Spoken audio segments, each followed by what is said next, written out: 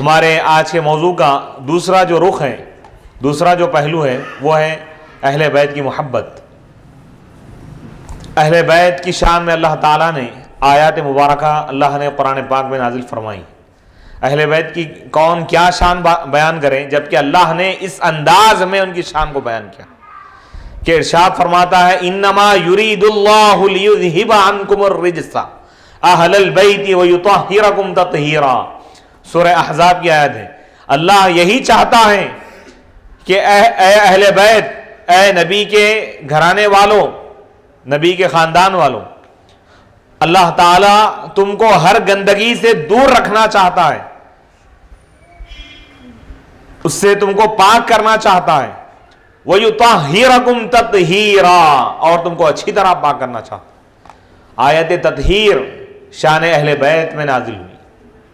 آپ دیکھیے حضرت آدم سے حضرت عیسیٰ تک کئی انبیاء کرام گزرے ہیں، ان کے بھی ازواج رہے، ان کی بھی یعنی نسلیں رہی، ان کے بھی اہل بیت رہے، لیکن کسی کی شان میں آج تک ایسی آیت نازل نہیں۔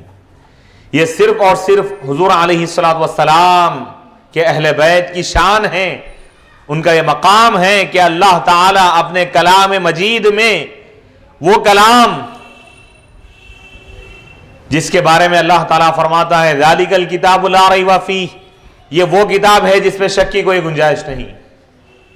اللہ فرما رہا ہے قرآن پاک کی عظمت اور تقدس اور صداقت و حقانیت کو بیان کرتے ہوئے لا یأتیہ الباطل من بین یدیہ ولا من خلفہ، باطل اس کو مٹا نہیں سکتا، باطل اس کے قریب بھی نہیں آ سکتا، نہ اس کے سامنے سے نہ اس کے پیچھے سے۔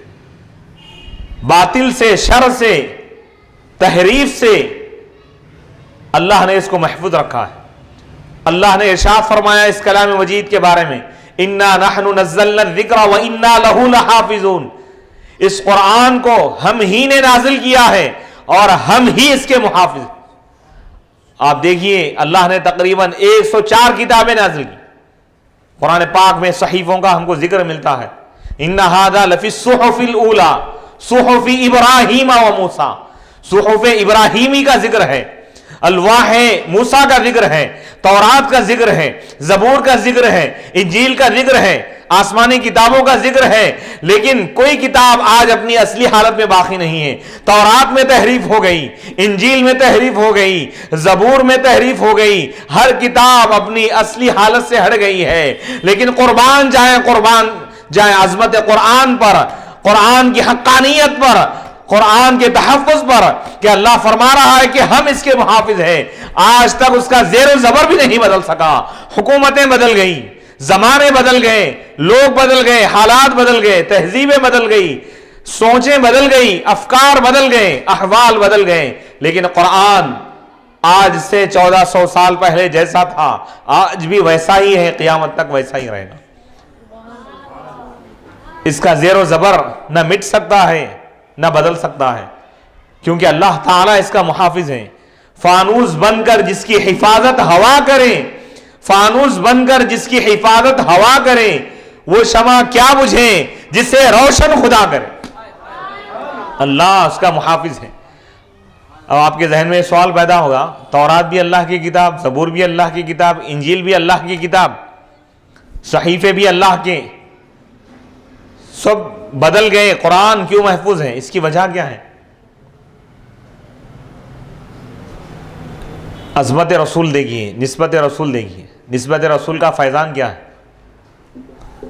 تورات کی نسبت حضرت موسیٰ سے ہے، انجیل کی نسبت حضرت عیسیٰ سے ہے، زبور کی نسبت حضرت داؤد سے ہے، دیگر صحائف ہیں ان کی نسبتیں دیگر انبیاء سے ہیں، کیونکہ قرآن کی نسبت حضور علیہ السلام سے ہے کہ حضور پر کتاب نازل کی گئی تو اللہ نے اس کی حفاظت کی ذمہ داری لے لی کہ اے رسول آپ کا جسد اقدس بھی محفوظ ہے، آپ کی ہر ادا قیامت تک محفوظ ہے، آپ کی نماز محفوظ ہے، آپ کی سنتیں محفوظ ہیں، آپ کی ایک ایک ادا محفوظ ہے۔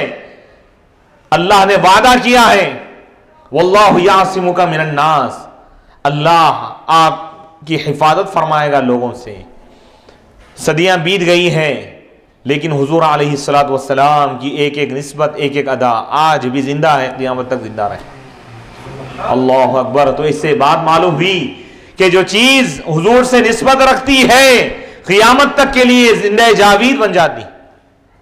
آپ دیکھیے ہر ادا کا یہی معاملہ ہے۔ حضور کی ادائیں مختلف ہیں، حضور کی سنتیں مختلف ہیں۔ احادیث کی کتابیں پڑھیے تو آپ کو معلوم ہوگا،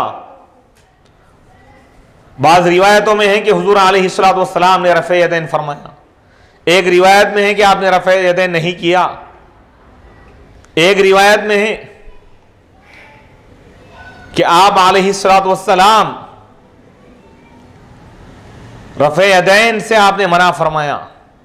مختلف روایتیں ہم کو ملتی ہیں، لیکن آج ہر ادا حضور علیہ الصلوۃ والسلام کی محفوظ ہے۔